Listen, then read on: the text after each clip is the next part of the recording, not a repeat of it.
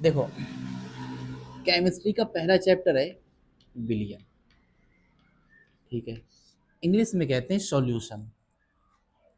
अब ये दो चीजों से मिलकर के बनता है, इसकी टेंशन मत लेना विलियन क्या है, ठीक है, सब चीज की डेफिनेशन बताऊंगा। दो चीजों से मिलके बनेगा, एक बनेगा विले और एक होगा विलायक, ठीक है, दो चीजों से मिलकर के बनेगा। यहाँ पे हॉर्न बजाना जरूरी है। दो चीजों से मिलकर बने, एक होगा विले एक विलायक।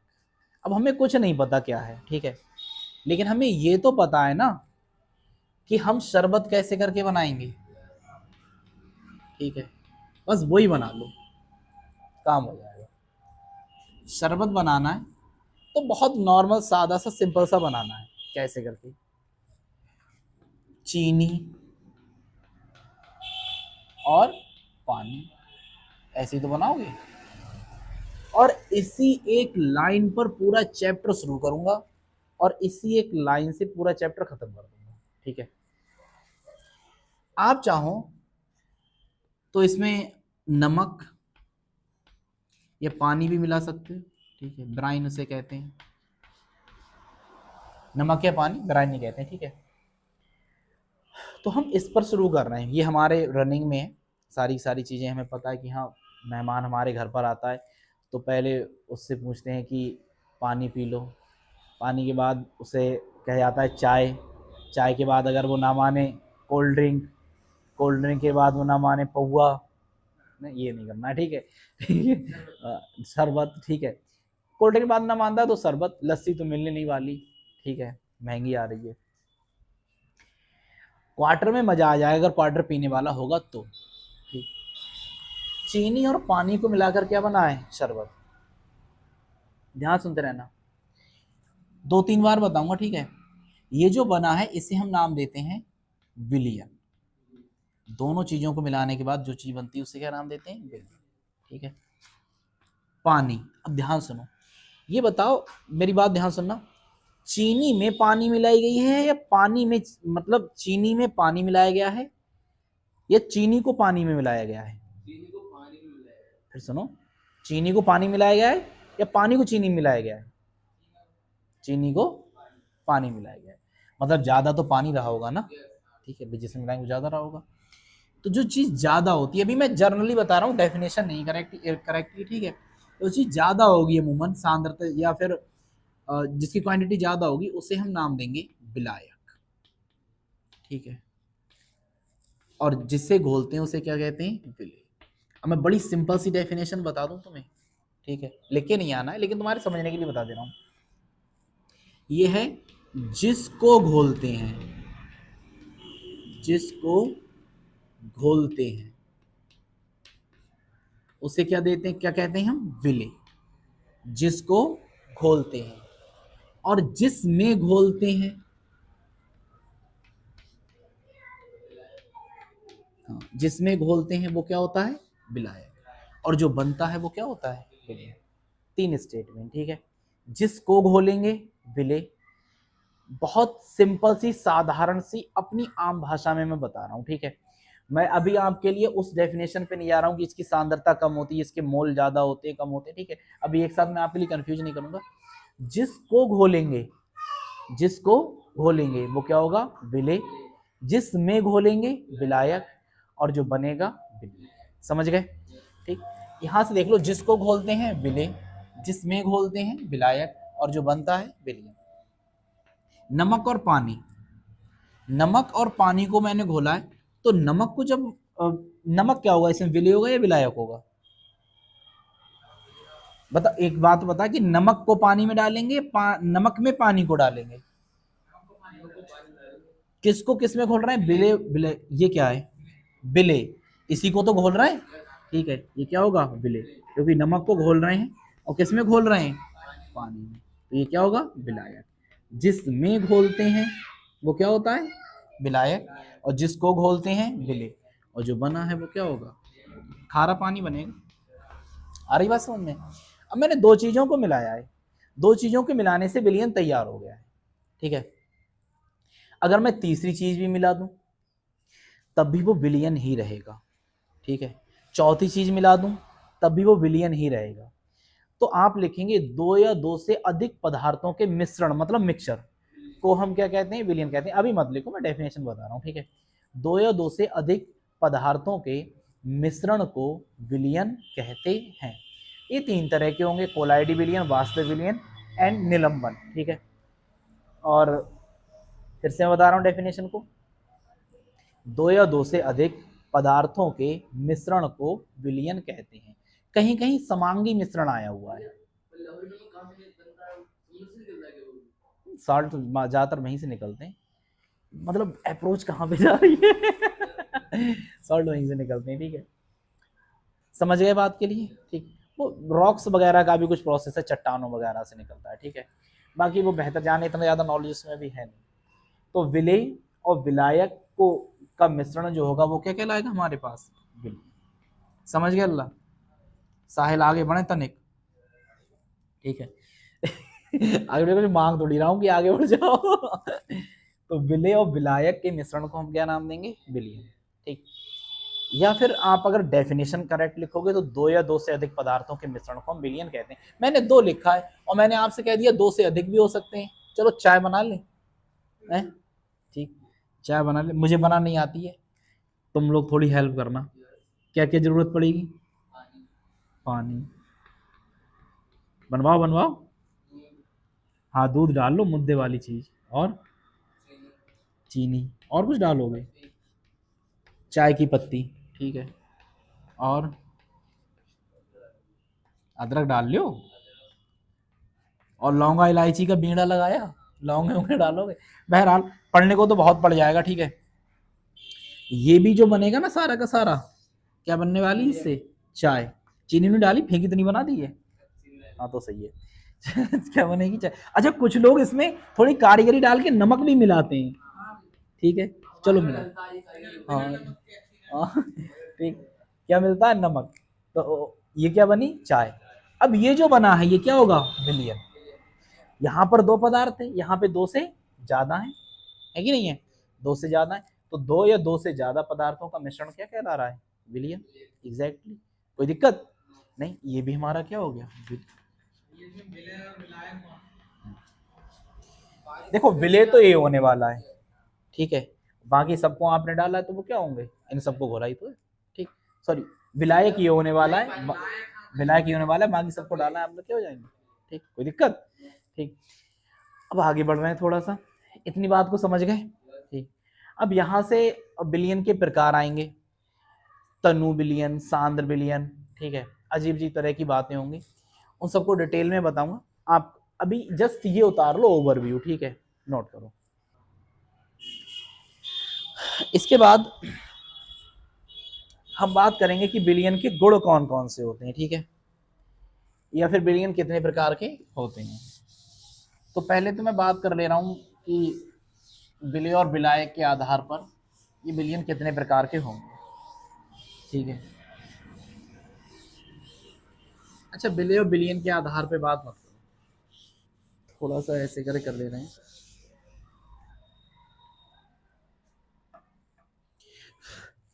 जैसे मान लीजिए आपने देखा कि दो या दो से अधिक चीजों को मिलाकर के जो बना उसे क्या नाम दिया, मिश्रण को हमने विलियन। समांगी मिश्रण भी आया है, समांगी मिश्रण भी लिख सकते हो, ठीक है। अब आपने सोचा कि मैंने पानी, यही चलता रहेगा, ठीक है, पूरे चैप्टर में, और शरबत, सॉरी पानी और चीनी, ये तो था, मिला करके क्या बना था हमारे पास, ये विलय था, ये विलायक था, ये क्या था, विलियन था, ठीक है। अब दो चीजों से मिलकर अगर बना है तो इसे हम कहेंगे द्विअंगी विलियन। क्या नाम देंगे, द्विअंगी। दो का मतलब क्या हुआ, द्विअंग, मतलब इसके अंग कितने होंगे, दो अंग होंगे, दो हिस्से होंगे, ठीक। अगर दो से ज्यादा मतलब तीन से मिलके बन गया, मान लीजिए आपने इसे मिला दिया,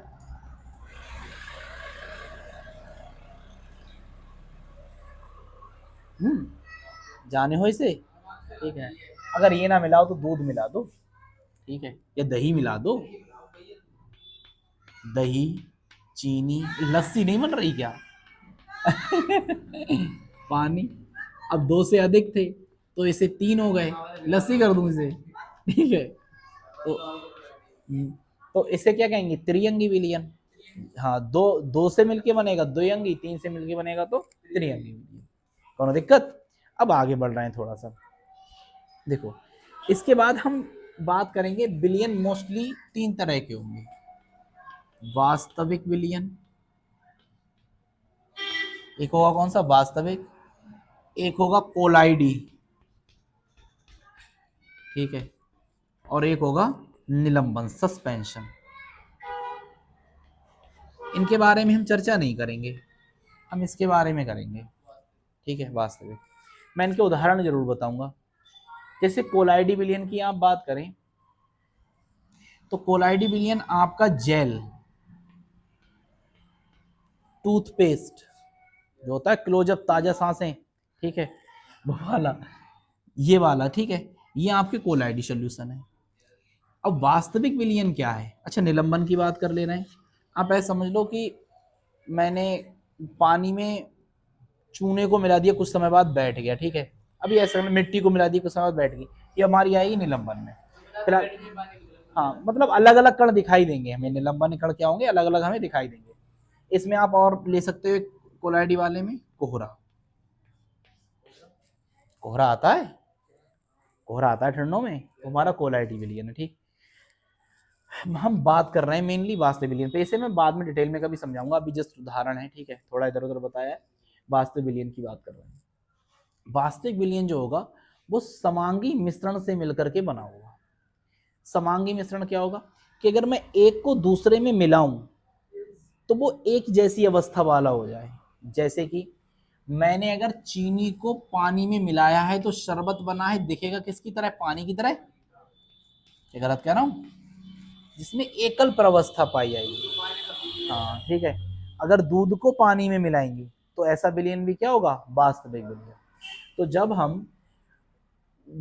हम दो या दो से अधिक पदार्थों को मिश्रित करते हैं, मिलाते हैं, तब अगर एकल प्रावस्था बनती है, एकल का मतलब है कि ऐसी प्रावस्था बने जो एक ही दिखाई देती हो, या फिर हम उन्हें आसानी से अलग ना कर पाए, तो ऐसे समांगी मिश्रण को हम नाम क्या देते हैं, वास्तविक विलियन। जैसे बोलो, करेंगे करेंगे, अभी अभी अभी करेंगे। अरे करेंगे यार, क्या अब हम दूध में से पानी तो अलग नहीं करना चाह रहे, बताओ। हाँ, ये काम भी करें, ठंड रख, ठीक है, ठंड रखो, सब काम होंगे, ठीक। तो ये सारे के सारे विलियन क्या है, वास्तविक विलियन, ठीक है। अब इसके आगे आपके लिए मैं डेफिनेशन लिखवा दे रहा हूं, तो आप हेडिंग डालो, पहले डालो हेडिंग विलियन। देखो, मैंने आपके लिए बताया था, विलियन की डेफिनेशन बता दी, विलय और विलायक, आसान सी लिख लो। क्या होगा ये तो मैंने बता ही दिया, अगर आप जनरल भाषा में पता करना चाह रहे हैं, जिसको घोलेंगे विलय, जिसमें घोलेंगे विलायक, ठीक है। अब ये विलय अगर आप डेफिनेशन लिखना चाहोगे तो बहुत सिंपल सी ऐसे करके लिख सकते हो कि बिलियन में, भाई विलय विलायक मिलके क्या बनाने वाले हैं, बिलियन बनाने वाले हैं। तो आप बड़े आसान भाषा में ऐसे लिख सकते हो कि विलियन में जो कम मात्रा में होगा, अपेक्षाकृत कम मात्रा में होगा, उसे क्या नाम देंगे, विलय। और जो अधिक मात्रा में होगा उसे क्या नाम देंगे, अरे भाई जिसमें घोलोगे वो जाहिर सी बात है ज्यादा रहा होगा, ठीक है। अब आप सोचो कि एक बिलियन बनता है water with quarter, quarter quarter मतलब समझ रहे हो क्या है, पौआ, ठीक है। ये भी तो बिलियन है, सब तो मिला के पीते हैं पानी शराब में, हम पी गए मिला के जबानी शराब में है, तो वाटर विद क्वार्टर ये भी बिलियन है हमारे पास। ये जो बना है इसमें ज्यादा कौन होगा, पानी, ठीक। अरे देखो, मैंने पी नहीं है, पैक कभी बनाया नहीं है, ठीक है, मुझे पता नहीं, लेकिन हाँ इसे पानी में मिला करके पीते हैं, पता नहीं क्यों पीते हैं, चखना भी होगा इनके साथ, ठीक है। जो नमकीन बिस्कुट जो भी हो पकौड़े, मुर्गे के पंजे, देखो बेबड़ों की दुनिया ये जाने, फिलहाल इसे भी क्या नाम देंगे हम, बिलियन। जो हाँ, जो ज्यादा मात्रा में होता है अपेक्षाकृत उसे क्या कहते हैं, विलायक, और जो कम मात्रा में होता है उसे क्या नाम देते हैं हम, विलियन नाम देते हैं। तो हेरिन डालो विलायक। देखो, अब मैं आपके लिए बताऊं, आपके लिए अब क्लास बायोलॉजी की होगी, ठीक है, और केमिस्ट्री स्टार्ट कर दी है, ठीक। पहला चैप्टर है ये उसका, आसान है, कठिन होंगी रिएक्शन है इसकी, रिएक्शंस जो है इसकी वो कैसी होंगी, कठिन, ठीक है, टफ होंगी, ऐसा कहते हैं लोग, अपने यहाँ पर ऐसा है नहीं, सही, प्लस माइनस करके ख़त्म कर देंगे सारी सारी चीज़ों को। लेकिन केमिस्ट्री और ये कठिन मानी भी है कि उसमें न्यूमेरिकल भी हैं, और इसके न्यूमेरिकल ज़्यादा टफ लगते हैं फिजिक्स से, ऐसा कहते हैं लोग, हम नहीं कहते हैं, ठीक है। तो कुल मिला करके ज़्यादा कॉन्सेंट्रेट करना है इस पर, ठीक है। और thank you, bye bye, take care, have a nice day, keep smile. अब आप क्लास चेंज करके वहाँ पर बैठ जाओ, ठीक है, क्योंकि थैंक यू। अब आगे चलेंगे, बंद कर दो उसे, कि बिलियन कितने प्रकार के होते हैं, ठीक है। अवयवों के आधार पर बिलियन कितने प्रकार के होते हैं, वो तो वैसे ही मैंने जनरली बता दिया था तुम्हें। अब अवयवों के आधार पर बताएंगे, ठीक है। इधर देख लो, पहला है तनु विलियन, ठीक है, तनु, तनु विलियन, और एक है सांद्र विलियन, ठीक है, एक है तनु और एक कैसा है सांद्र। बड़े ध्यान सुनते रहना, मैं साधारण भाषा में बता दूंगा, अगर आप जनरल बोलचाल की भाषा में कहते हैं तो इसे कहेंगे पतला, क्या कहेंगे, पतला, और इसे क्या कहेंगे, गाढ़ा, गाढ़ा, ठीक है। अब उसमें घोल रहे हो ना, ठीक, तो इसे कहोगे पतला, इसे कहोगे गाढ़ा। अब आप पहचानोगे कैसे करके, मान लीजिए पानी में आपने क्या मिलाया हुआ है, दूध, दूध या चीनी मिला दो, कुछ मिला दो, ठीक है, लेकिन अभी आप दूध मिलाओ तो ज्यादा बेहतर रहेगा, ठीक है।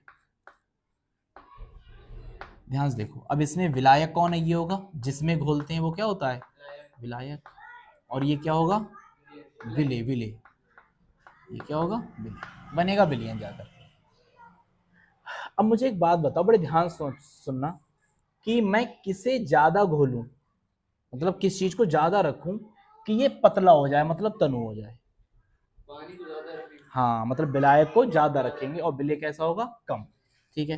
तो जब विलायक की मात्रा, हाँ हाँ, विलायक की मात्रा विलय से क्या होगी, ज्यादा, तब ऐसे विलियन को हम तनु विलियन कहते हैं।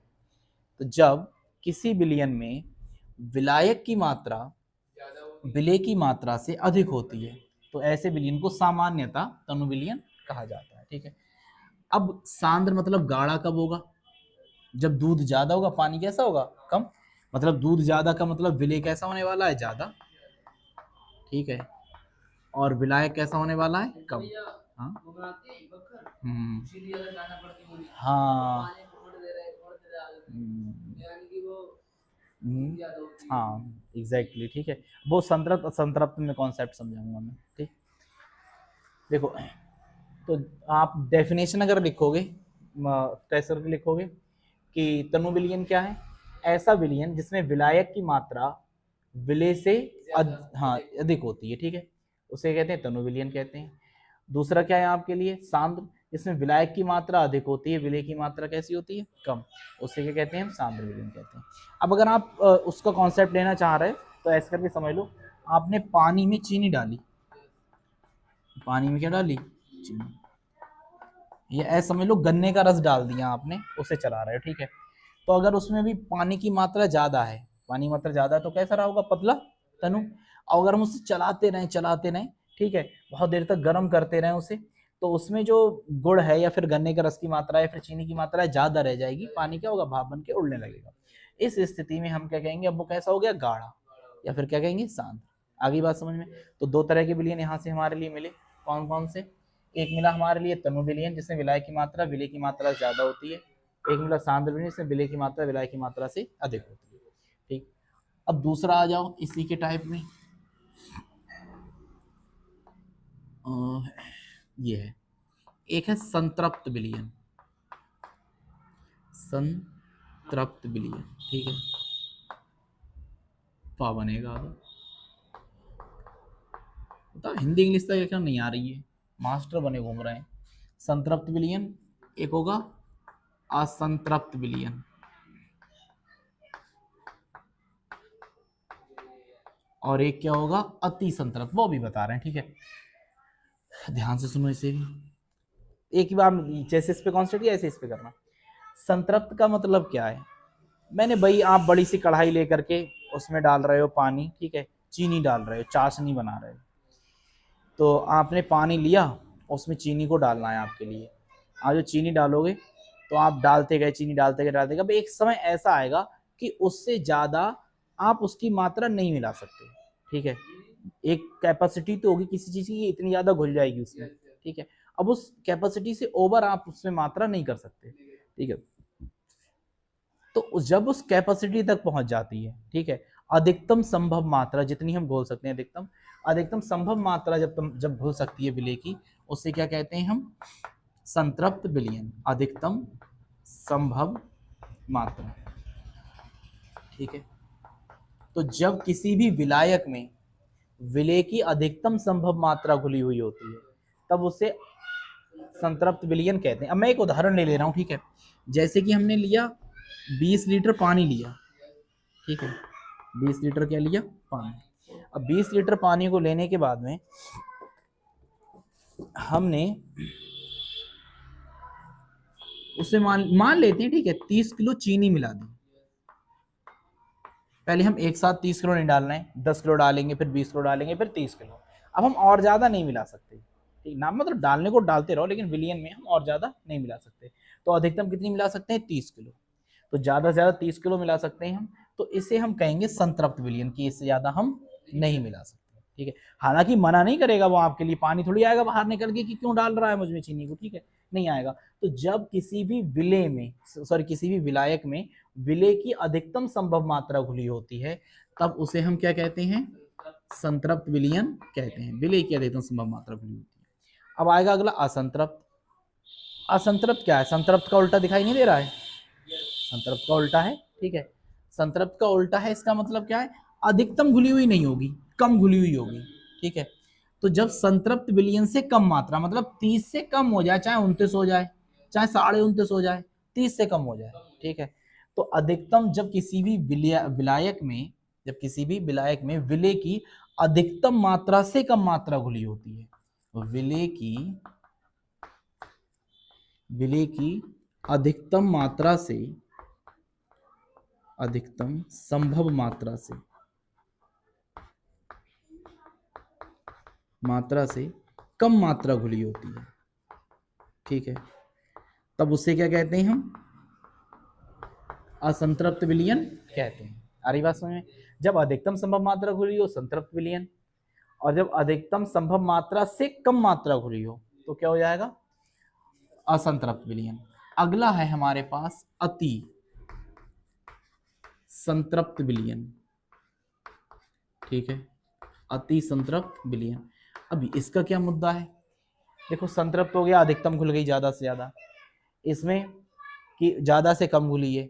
अब तीसरी कंडीशन बन रही है, इससे भी ज्यादा घुल जाए, इससे कम तो घुल गई ना, अब इससे भी ज्यादा घुल जाए, और हो जाता है। इसे कहते हैं कि तुम अब अति कर रहे हो, अति मतलब बहुत ज्यादा कर रहे हो, तो ये अति का मतलब यही तो, बहुत ज्यादा, ठीक है। तो जब अधिकतम मात्रा से भी अधिक मात्रा घुली हुई हो, कि वो मना तो नहीं करेगा ना, तुम 40 किलो डाल दो। तो जब किसी भी विलायक में, हाँ, संतृप्त मात्रा से, संतृप्त विलयन से भी अधिक मात्रा घुली हो, संतृप्त विलयन से अधिक मात्रा घुली हो, तब उसे क्या कहेंगे, अति संतृप्त विलयन कहते हैं। आगे बात समझ में, ठीक है। अधिकतम मात्रा घुली है संतृप्त, अधिकतम से कम घुली है तो असंतृप्त, और अगर ओवरफ्लो हो रही है, मतलब अधिकतम से भी ज्यादा घुल दी, तो क्या कहेंगे, अति संतृप्त विलयन कहते हैं। एक टाइप और आएगा इसका, एक ये हो गया तनु वाला, एक ये हो गया, ठीक है, एक और आएगा, और उसका नाम है अवयवों के आधार पर या प्रावस्था के आधार पर, ठीक है। आप ऐसे करके कह लें कि ठोस विलयन, ठोस विलयन, एक हो जाएगा यहीं से द्रव विलयन, ठीक है, द्रव विलयन, उसे बंद कर लो ना, और एक हो जाएगा गैस विलयन।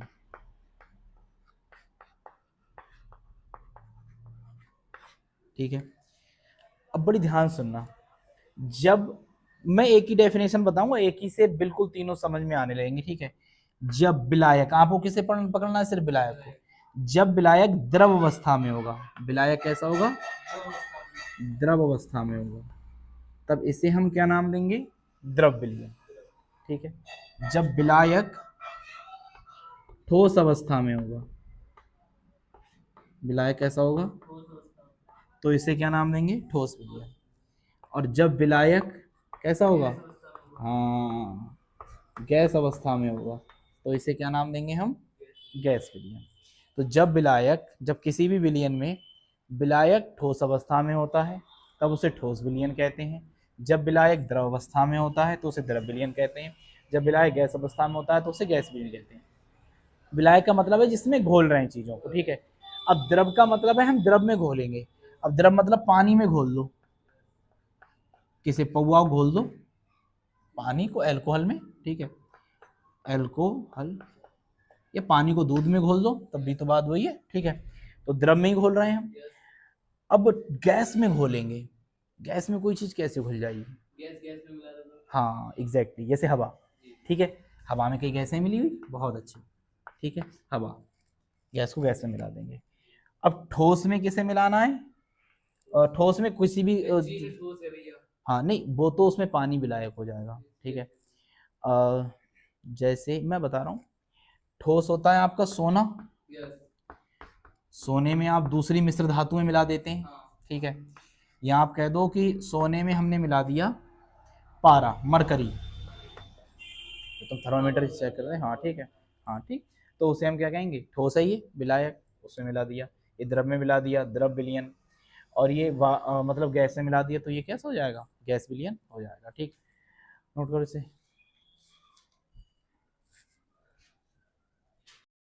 विले, विलयन, विलायक सब कुछ बता चुके हैं। ठीक है, और आगे आपका अब शुरू होगा विलीयता।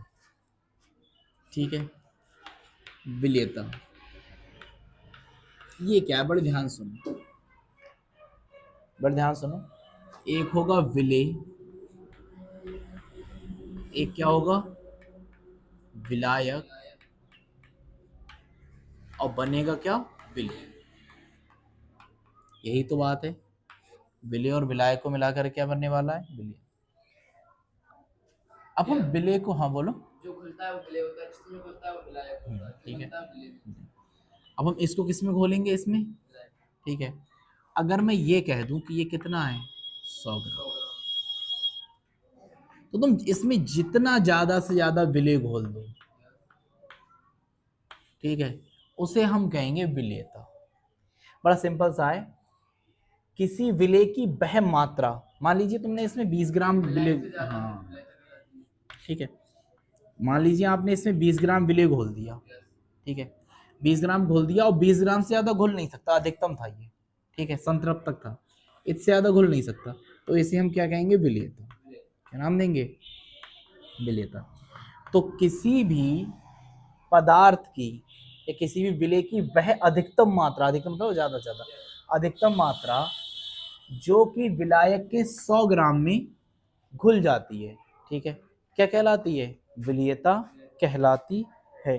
किसी पदार्थ की वह अधिकतम मात्रा जो 100 ग्राम विलायक में घुल जाती है, विलीयता कहलाती है। आसान है, 100 विलायक में ही घोलेंगे तो किसी पदार्थ की वह अधिकतम मात्रा, ज्यादा से ज्यादा मात्रा जो 100 ग्राम में घुल जाए, क्या कहलाएगी, विलीयता। फिर इसके बाद मैंने आपके लिए बताया गैसों की द्रव में विलीयता, गैसों की द्रव में विलीयता ये क्या होती है। इसका मतलब तो ये हो गया, गैस है और काय में घोलेंगे, द्रव में। अब तुमने कुछ ऐसा देखा है कभी गैस द्रव में घुली हुई हो, अरे बिल्कुल, द्रव क्या होता है, पानी। ठीक है, पानी, या फिर मतलब दूसरी चीजें जो आकार आयतन जिनका निश्चित नहीं होता, आकार निश्चित नहीं होता, सॉरी है। देखो, अब आपके लिए क्या है, सोडा वाटर कर लो या कोल्ड ड्रिंक वगैरह समझ लो आप। ठीक, उसमें क्या मिली हुई होती है, CO2, ये गैस है। और मिली हुई किस में है, उसमें जो पानी वाटर भरा हुआ है, ठीक है।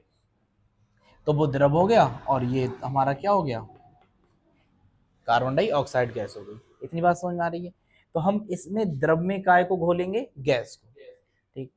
अब इसे कैसे बताएंगे कि ये क्या होगी, द्रव की गैसों में विलीयता क्या होती है। तो इसे अवशोषण गुणांक के द्वारा समझते हैं। अवशोषण गुणांक क्या है, बहुत आसान है, केवल डेफिनेशन कठिन कर दी गई है बस। अब देखो ये तो हमें पता है ना, ये क्या है, गैस, और ये क्या है, द्रव। तो घोलेंगे किसमें, द्रव में, ठीक है। द्रव मतलब विलायक, जो भी विलायक आपका हो उस विलायक में घोलेंगे। तो आप इसे कर देना निश्चित आयतन, मतलब निश्चित आयतन का मतलब बदलना नहीं चाहिए। अरे अब घोल रहे तो बदलोगे काहे, बिना बदले ही तो घोलोगे ना। किसी निश्चित आयतन पर विलायक में जितनी गैस घुल जाती है, ठीक है, वो क्या होती है, हमारी गैसों की द्रव में विलेयता होती है, सिंपल है। लेकिन इसमें क्या एक चीज और यूज होगी, इसमें होगा निश्चित ताप और दाब, और इसमें भी क्या होगा, मानक ताप और दाब। वैसे कुछ नहीं है, आप क्या देख लो कि निश्चित आयतन, किसी विलायक के निश्चित आयतन पर उसमें गैस की जितनी मात्रा घुल जाएगी वो क्या होगी, हमारी विलेयता होगी, गैसों की द्रव में विलेयता होगी। लेकिन अगर मैं इसे और प्रोफेशनली लिखना चाहूँ तो आप लिखोगे निश्चित ताप और दाब पर किसी विलायक के निश्चित आयतन में किसी गैस की जितनी मात्रा मानक ताप और दाब पर घुल जाती है उसे हम क्या नाम देते हैं, गैस विद्रव्य विलेयता कहते हैं। बस तुम्हें इतना ध्यान रखना है कि ताप और दाब, निश्चित ताप और दाब पर, ये तो आपके लिए ध्यान रखना ही रखना है दोनों में, ठीक है। निश्चित ताप और दाब पर बाकी विलायक के निश्चित आयतन में जितनी मात्रा गैस की घुल जाएगी मानक ताप और दाब पर, ठीक है, वो क्या कहलाएगी, हमारी गैस विद्रव्य विलेयता कहलाएगी। इसी को हम क्या कहेंगे, अवशोषण गुणांक कहेंगे, ठीक। अब बहुत ज्यादा क्वेश्चन जो पूछा जाता है वो तुम्हारा ये है, इसे प्रभावित करने वाले कारक क्या क्या हैं, कैसे प्रभावित होगा। मजेदार चीज है, ठीक है, इंटरेस्टिंग चीज है। और क्वेश्चन देखो बड़ा आसान सा है, अगर आप जनरली देखते हो चीजों को अपने आसपास समाज में तब आपके लिए पता चल जाएगा। क्वेश्चन या हेडिंग ये है कि गैसों की द्रव में विलीयता को प्रभावित करने वाले कारक कौन कौन से होंगे, ठीक है।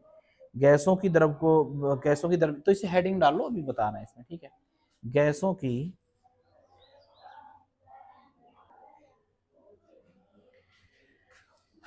क्या करेंगे इसमें, गैसों की द्रव विलीयता को प्रभावित करने वाले कारक, मतलब कौन कौन सी ऐसी चीजें होंगी जिससे विलीयता प्रभावित हो जाएगी। अब आप विलीयता का मतलब संबंध सिर्फ इतने से जोड़ना कि हम द्रव को गैस में घोल रहे हैं, इसे हम विलीयता समझेंगे अभी कुछ देर के लिए अपने आसानी के लिए। बड़ा डेफिनेशन तो हमारे लिए वही एग्जैक्ट, ठीक है, कि हम अगर घोलेंगे तो किन किन चीजों से उसका घुलना तेज हो जाएगा और किन किन चीजों से उसका घुलना कैसा हो जाएगा, कम हो जाएगा, ठीक।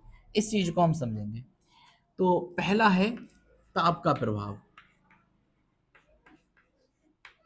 ताप का प्रभाव एक ये अफेक्ट करेगा।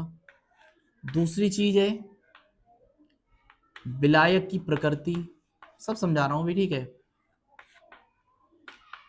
तीसरी चीज अफेक्ट करेगी गैसों की प्रकृति की प्रकृति। तो पहला आपका ताप का प्रभाव है, ठीक। अब घुलने का मतलब ये आपस में मिक्स होकर के बैठना है, ठीक है। अब अगर आप आपस में मिक्स होना चाह रहे हैं, एक दूसरे से मिलकर के बैठना चाह रहे हैं, तब सिंपल सा कॉन्सेप्ट ये है कि भैया अगर गर्मी बढ़ेगी, ठीक, मान लीजिए यहाँ पर सारे के सारे स्टूडेंट लड़का लड़की बैठे हुए हैं, ठीक है, अगर गर्मी बढ़ेगी तो जाहिर सी बात है हम लोग दूर दूर बैठना चाहेंगे, ठीक। मतलब क्या है, ताप अगर बढ़ेगा तो घुलना चाहेंगे आपस में नहीं, ठीक है, दूर दूर बैठना चाहेंगे, ठीक है। तो विलीयता कैसी हो जाएगी, कम। ताप बढ़ने से विलीयता कैसी होती है, कम, एग्जैक्टली। कोई दिक्कत नहीं ना। अब आप ऐसे भी सोच लो कि हम वैसे जनरली क्या द्रव में क्या घोल रहे हैं, गैस को घोल रहे हैं। मुझे एक बात बताओ, तुम इसे गर्म कर रहे हो, गर्म कर रहे हो तो ये घुलेगा या भाप बन के उड़ेगा, दूध में छोड़ दिया फिर गर्मी में तो उसमें जो गैस होती है जो गर्मी में जो लगती है वो लगता है पानी से लगता है। अगर ठंडक में रखे तो मतलब वो सही रहती है कोल्ड ड्रिंक, वही ठीक, कॉन्सेप्ट है। सही। अब ये दोनों चीजें आपकी द्रव और गैस हैं, ठीक है। द्रव और गैस है, दोनों को एक साथ में रख दिया और फिर क्या कर रहे हो, गर्म तापमान को क्या बढ़ा रहे हो, तापमान में बढ़ा रहे हो। मुझे बताओ अब ये बजाय घुलने के क्या भाप बन के नहीं उड़ने लगेंगे, सही है। तो तापमान बढ़ाने पर विलीयता कैसी हो जाती है, कम हो जाती है। पहली चीज समझ में आ गई, तापमान बढ़ाने पर विलीयता कैसी हो जाएगी, कम। एक उदाहरण और ले लो जर्नल वाला, ठीक। सब लोग यहाँ पे बैठे हुए हैं, अब सबके नीचे आग लगा दी जाए, तापमान बढ़ा दिया जाए, तो क्या रुकेंगे, सब भागने लगेंगे इधर उधर, ठीक है। तो विलीयता कैसी हो जाती है, कम। विलायक की प्रकृति बहुत सिंपल सी बात है, आप वैसे ही दोस्त बनाओगे जैसे आप हो। अगर आप कमला पसंद खाते हो तो कमला पसंद होगी जिसे उसके दोस्त बनाओगे, ठीक है। अगर आप सफल हाथी घोड़ा ये चीजें खाते हो तो ये वाले दोस्त आप बनाओगे। हम दोस्त वैसे बनाएंगे जैसे हम होंगे। हम पढ़ने वाले हैं तो हम पढ़ने वाले बनाएंगे, ठीक है, सुट्टा मारने वाले थोड़ी बनाएंगे। तो बस विलायक की प्रकृति कैसी होगी, अगर ध्रुवीय विलायक है, ठीक है, ध्रुवीय विलायक में ध्रुवीय गैसें जल्दी घुल जाएंगी, जिसपे प्लस और माइनस हो, ये तो बताया था। ध्रुवीय विलायक में ध्रुवीय गैसें आसानी से घुल जाएंगी, और अध्रुवीय होगा तो अध्रुवीय गैसें आसानी से घुल जाएंगी, सिंपल सा है, ठीक है। ध्रुवीय विलायक में ध्रुवीय गैसें और ध्रुवीय विलायक में अध्रुवीय गैसें आसानी से घुल जाती हैं, कोई दिक्कत तो नहीं यहाँ तक। अगला क्या है, गैसों की प्रकृति, मतलब गैसें कौन सी प्रकृति की हैं। अब बड़ी ध्यान सुनना, हमें द्रव दिया गया है, इसमें हमें गैस को घोलना है। अब ये घुल तो तब सकता है, घुल का मतलब है उससे चिपक करके बैठ जाए, ठीक है, उससे चिपक करके आसानी से बैठ जाए। अब ये तब चिपक सकता है ना जब इसे कोई प्रेम मोहब्बत करने वाला मिले। अब कोई मिला नहीं तो चिपकेगा नहीं। तो अगर हमने इसमें ऐसी गैस घोली जिससे HCl टाइप की कुछ घोली, ठीक है, या NH3 HCl NH3 घोल दी हमने, ठीक है, NH3 अमोनिया गैस। अब अगर ये ध्रुवीय है मतलब प्लस माइनस बना सकती है, और हमने इसमें प्लस माइनस वाला ही घोल दिया है, तो जाहिर सी बात है वो आसानी से चिपक जाएगा और हमारा क्या बन जाएगा, जा करके विलयन तैयार हो जाएगा, ठीक है। तो ऐसी गैसें जो आसानी से आयनित हो जाती हैं, मतलब प्लस और माइनस में टूट जाएंगी, ऐसी गैसें जो आसानी से आयनित हो जाती हैं वो आसानी से घुल भी जाती हैं, ठीक है, अधिक विलय होती हैं। और जो आसानी से आयनित नहीं होंगी, जो आसानी से आयनित नहीं होंगी वो आसानी से नहीं घुलेंगी, ठीक। आयनित होने का मतलब प्लस माइनस बना लेंगी, प्लस माइनस बना लेंगी, इसमें घुलने के लिए आएंगी तो कोई ना माइनस को प्लस मिल जाएगा, प्लस को क्या मिल जाएगा, माइनस, ठीक है। तो आसानी से उनका क्या हो जाएगा, पैचअप हो जाएगा और काम उनका हो जाएगा, ठीक। अगला है कि अगर हम प्रेशर बढ़ा दें, अगर हम प्रेशर को बढ़ा दें तब क्या होगा, प्रेशर बढ़ाने पर विलीयता भी क्या होगी, बढ़ जाएगी, ठीक। दाब बढ़ाने पर दाब में वृद्धि, अब ये भी आपने देखा होगा, काहे नहीं देखा होगा। पहली बात तो आप उस सोडा वाटर वाली का ढक्कन खोलोगे वही बड़े प्रेशर से निकलेगा, इसका मतलब उसके अंदर प्रेशर इनबिल्ड पहले से था। और अगर आपने ये ना देखना हो तो डॉक्टर वाली जो सिरिंज होती है, इस टाइप की, ये वाली जो होती है, मतलब उसके ऊपर की निडल निकाल देना है वरना सुई निकाल लो, ठीक है। ये वाली जो निडल सुई होती है उसमें ये उस तरह की जो रबड़ पड़ी हुई होगी और इस तरह का जो आएगा हिसाब किताब बन करके। आप कुछ मत लेना इसमें, पूरा इसे यहाँ तक खींच लेना नीचे तक, और फिर उस पर आगे हाथ लगाना और फिर इसे नीचे से दबाना। जब नीचे से दबाओगे, दबेगी तो है नहीं लेकिन उस पर हल्की हल्की क्या बूंदे नहीं आ जाएंगी, आ जाएंगी। तो हमने क्या गैस को काय में घोल दिया, द्रव में, उसमें वायु में नमी तो पहले से थी लेकिन हमने उसे प्रेशर से जब दबाया तो वो दाब बढ़ाने पर उसकी विलेयता बढ़ गई और हमारे पास जो नमी थी गैस में वो इकट्ठी हो गई। आ रही बात समझ में। तो दाब बढ़ाने पर गैसों की द्रव में विलीयता बढ़ जाती है, ताप बढ़ाने पर कम हो जाएगी। ध्रुवीय विलायक होगा, ध्रुवीय गैसें आसानी से खुल जाएंगी, अध्रुवीय विलायक होगा, अध्रुवीय गैसें खुल जाएंगी। गैसों की प्रकृति अगर बात करें, अगर अध्रुवीय हैं मतलब नॉन पोलर हैं, प्लस माइनस बने हुए हैं, या फिर आप ये कहो कि आसानी से आयनित हो जा रही हैं, जो टूट जाएं, ठीक है, जो आसानी से आयनित हो जाती हैं वो ज़्यादा विलेय होंगी, टूट जाती हैं जो, और जो टूटेंगी नहीं वो कम विलेय होंगी। अब इस गैसों की प्रकृति को आप ऐसे करके समझ लो, एक जर्नल अपने यहाँ आसपास वाले उदाहरण से, ठीक है, कि आपको घुलना है दूसरे के साथ, तो दूसरा तो यहाँ पर है ही, वो बैठा हुआ सजा हुआ मेकअप करा हुआ। अब दो जा रहे हैं पति पत्नी, मान लीजिए NH4OH है जो भी है, ठीक है, मतलब गैस है कोई भी, वो यहाँ पर जा रहे हैं। अगर आप आयनित हो सकते हैं, आयनित का मतलब टूट सकते हैं, एक प्लस बना सकता है दूसरा क्या बना सकता है माइनस, तभी तो एक जा पाएगा। और दोनों का जोड़ा अगर मजबूत है तो कहाँ पहुंच पाएगा उसके पास, ठीक है, दोनों कहेंगे नहीं हम चल रहे हैं साथ में। और एक अगर ऐसा है कि इनके बीच संबंध कमजोर है, मतलब आसानी से आयनित हो जा रहे हैं, तब तो जाकर के दूसरे में घुल जाएगा। तो ये क्या उसकी प्रकृति पर निर्भर करेगा गैस की, कि गैस है कैसी, ठीक, तभी ब्रेकअप होगा वरना ब्रेकअप नहीं होगा, ठीक है। तो हेरिन डाल लो।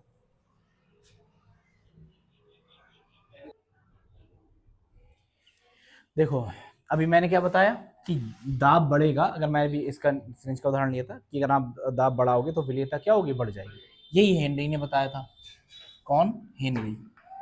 यही हेनरी का नियम कहता है क्या, स्थिर ताप पर, मतलब ताप को कैसे रखना है, स्थिर, स्थिर ताप पर दाब बढ़ाने से विलेयता बढ़ जाती है। बस सेम है, ठीक, कुछ भी नहीं है नियम में, बहुत बड़ी तोप, बहुत बड़ा कुछ ऐसा नहीं है। स्थिर ताप पर किसी गैस की द्रव्य विलेयता दाब के समानुपाती होती है, या फिर आप ऐसे कह दो स्थिर ताप पर दाब बढ़ाने पर गैस की द्रव्य विलेयता बढ़ जाती है।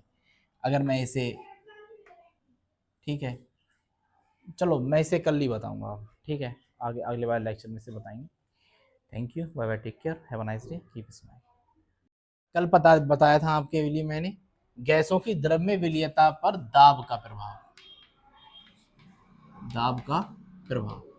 और दाब में क्या बताया था, अगर द्रव है और आप किसे घोल रहे हो, गैस को, ठीक है, तो अगर आप प्रेशर बढ़ाओगे दाब क्या करेंगे हम, बढ़ाएंगे, तो विलेयता बढ़ जाएगी।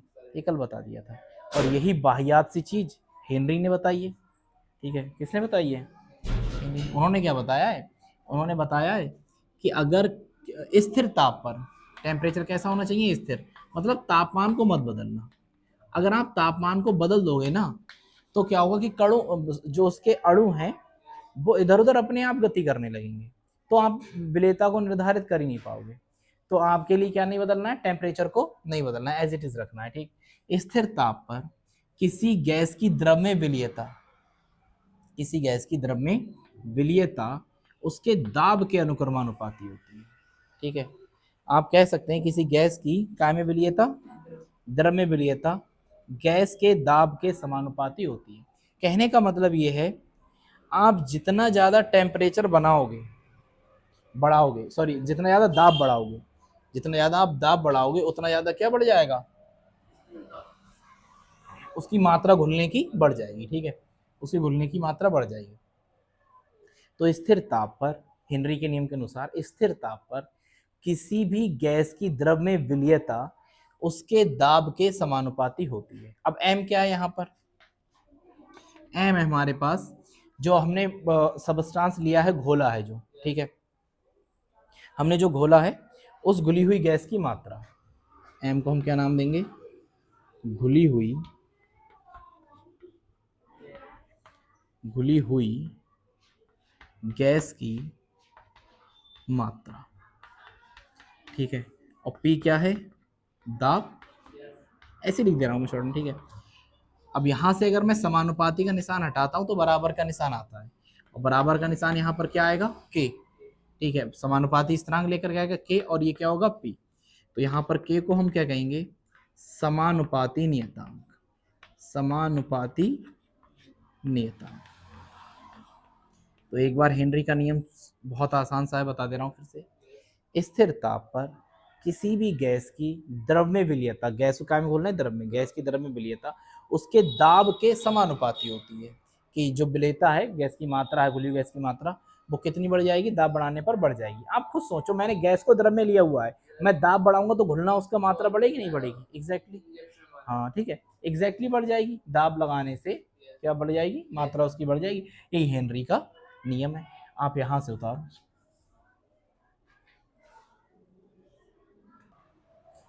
इसी नियम में देखो, आगे एक साइंटिस्ट थे डाल्टन। डाल्टन ने क्या बताया कि प्रेशर जो होगा वो डायरेक्टली प्रोपोर्शनल होगा गैस के मोल फ्रैक्शन के, मोल प्रभाज के या मोल भिन्न के। अभी मैंने मोल फ्रैक्शन, मोल प्रभाज, मोल भिन्न आपके लिए नहीं बताया है। वास्तविकता तो ये है, ये फर्स्ट ईयर में है, ठीक है, लेकिन अब यहाँ पर पता नहीं है तो समझाना तो पड़ेगा ही थोड़ा बहुत, ठीक। अभी नहीं बता रहा हूँ, इसे मैं लास्ट में कराऊंगा तो बताऊंगा, लास्ट में मतलब इस चैप्टर के लास्ट में। तो डाल्टन के अनुसार अगर कोई गैस है, उस गैस का वाष्प दाब, आंशिक वाष्प दाब, उस गैस में उपस्थित मोलों, उस गैस में उपस्थित मोल प्रभाज के समानुपाती होता है। अब मोल प्रभाज से मतलब ये समझ लो कि कितनी ज्यादा गैस है उस विलयन में, कितनी ज्यादा गैस है, जितनी ज्यादा गैस होगी उतना ज्यादा तो प्रेशर लगाएगी दीवारों पर, लगाएगी नहीं लगाएगी, तो बस उतना ही करना है कि जितनी ज्यादा गैस है उतना ज्यादा क्या लगाने वाली प्रेशर। तो P बराबर समानुपाती हटता है तो बराबर आता है। यहाँ पर भी एक स्थिरांक आएगा K, और ये क्या हो गया, गैस का मोल फ्रैक्शन, और इस स्थिरांक को हम कहते हैं KH।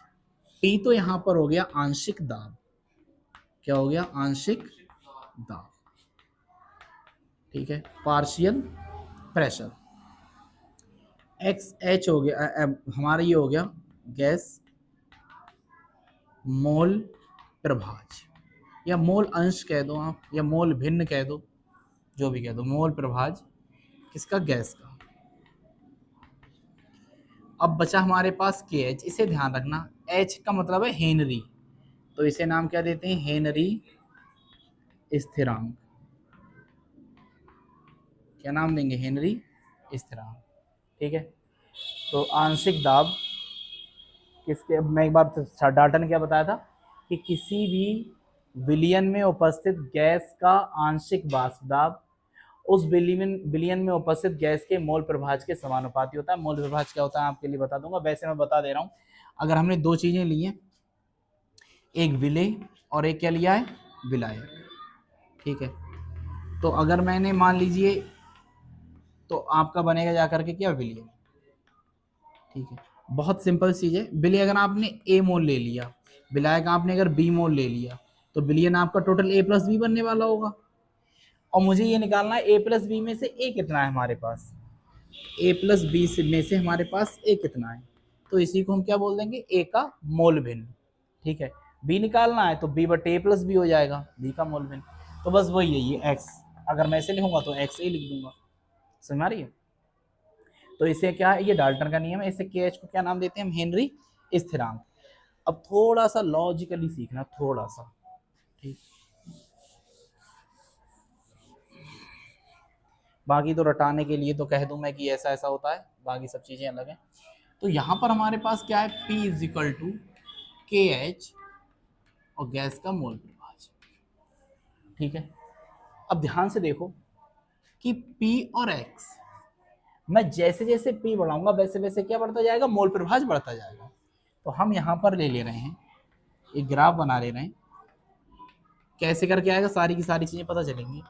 गैस का मोल प्रभाज, और यहाँ पर ले रहे हैं P मतलब दाब, इधर ये बढ़ेगा इधर ये बढ़ेगा। अब अपनी तरफ से मान ले रहे हैं, अगर ये एक है, ये दो है, ये तीन है, ये चार है, ये भी एक दो तीन चार, केवल मान रहे हैं, ठीक है, होगा नहीं होगा अलग बात है, मान रहे हैं। तो हमारे पास जो नियम था वो क्या था, P directly proportional to gas के मोल प्रभाज के, यही तो था। अब ये तो मतलब ये जैसे जैसे मैं इसे बढ़ाऊंगा वैसे वैसे ये बढ़ेगा, तो मैंने अगर इसे एक कर दिया तो ये भी मान लीजिए कितना हो गया, एक, सही है। इसे मैंने दो कर दिया तो ये भी कितना हो गया, दो। क्यों, क्योंकि जैसे जैसे P बढ़ाएंगे वैसे वैसे क्या बढ़ रहा है, मोल प्रभाजी तो बढ़ रहा है, ठीक। जैसे जैसे मैंने तीन किया तो ये भी क्या हो गया, मान लीजिए तीन, चार किया ये भी क्या हो गया, चार। अब अगर मैं इस लाइन से खींचूं तो एक सीधी लाइन नहीं बनेगी, बनेगी। तो हमने क्या देखा कि मोल प्रभाज और P के बीच में, के बीच में ग्राफ खींचा जाए, अगर ग्राफ खींचने पर सीधी रेखा प्राप्त होती है,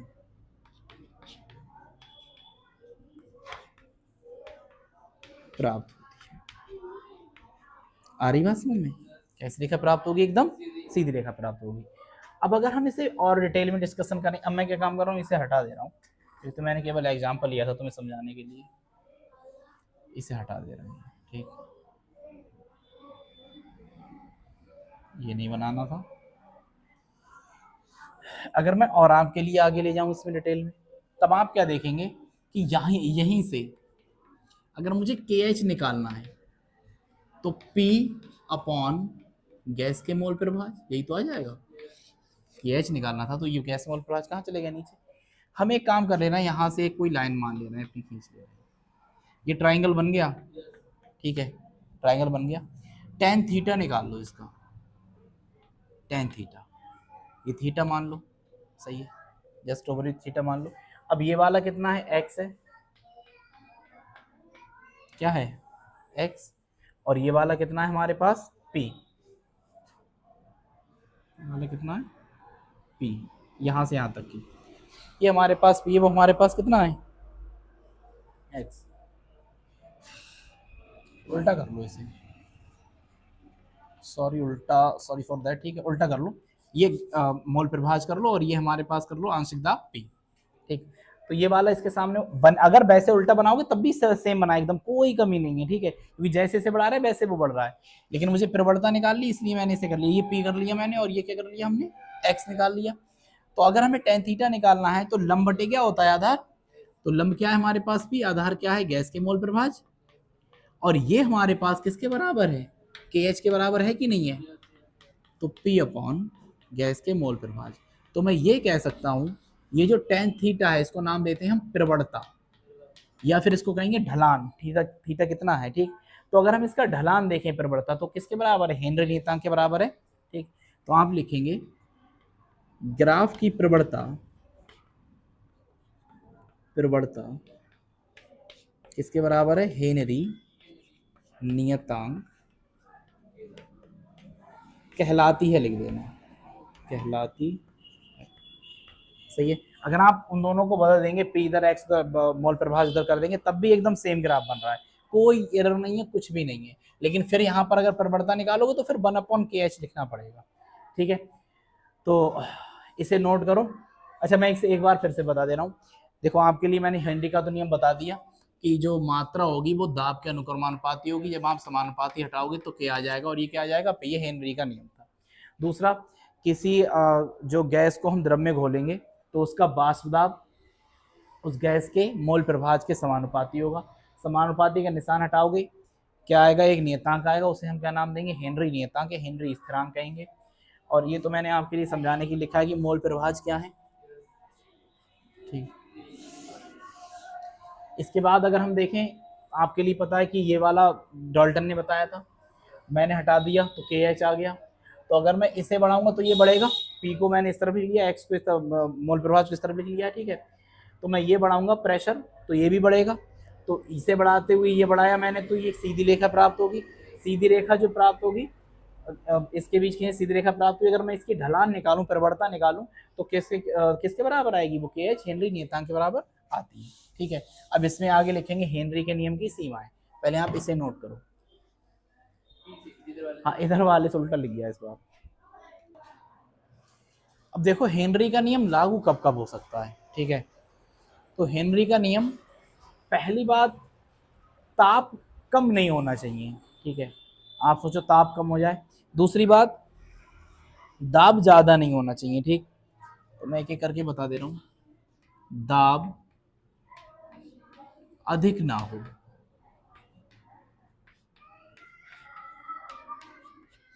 दूसरा, ताप बहुत कम ना हो,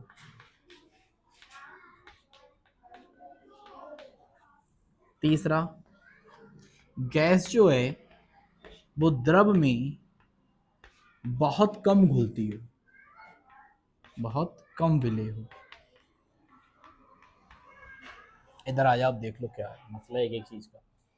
दाब अधिक ना हो। ठीक है, आपके लिए क्या बताया था मैंने अभी? इस तरह से मोल प्रभाज गैस के, तो मैंने क्या लिखा है? आंशिक दाब। आंशिक लिखा है, आंशिक का मतलब है पार्शियली, बहुत ज्यादा नहीं, कैसा? पार्शियली। तो नियम में ही पहले ही से कह रहा है ठीक, कि दाब कैसा होना चाहिए, आंशिक। तो दाब को ज़्यादा नहीं करना है, आप प्रेशर बहुत ज़्यादा नहीं बढ़ा सकते। अगर आप प्रेशर बहुत ज़्यादा बढ़ा दोगे तो ना घुलने को होगा, तब भी घुल जाएगा। ठीक है, मतलब कुछ चीज़ें ऐसी होंगी जो नहीं घुलेंगी, मतलब जनरली क्या होगा, अगर घुलने वाली चीज़ें तो ना घुलने को तब भी घुल जाएगा। तो दाब ज़्यादा नहीं होना चाहिए हेनरी के नियम के अनुसार। दूसरा, ताप बहुत कम ना हो। अगर आपने ताप बहुत कम कर दिया, मान लीजिए पानी का ताप आपने बहुत कम कर दिया, 0 पे कर दिया, तो वो ऑलरेडी ठोस में पहले ही बदल चुका है, तो उसमें घोलोगे काय में आसानी से। ठीक है, तो वो ठोस बन जाएगा। ठोस का मतलब ताप कम होगा तो परिस्थितियां कैसी हो सकती हैं, उसकी बदल सकती हैं। ठीक है, ताप कम नहीं होना चाहिए, दाब अधिक नहीं होना चाहिए, और गैस को जब आप जिस द्रव में घोल रहे हैं वो कम घुलनी चाहिए। अगर ज़्यादा घुलती होगी, आसानी से घुल जाएगी, तो हमारे लिए दाब लगाने की ज़रूरत ही नहीं है। ठीक है, तो गैस कैसी होनी चाहिए, कम घुलनी चाहिए। तो 3 पॉइंट ध्यान रखना, दाब ज़्यादा ना हो, ताप कम ना हो। ठीक है, दाब और ताप कैसे नहीं होना चाहिए,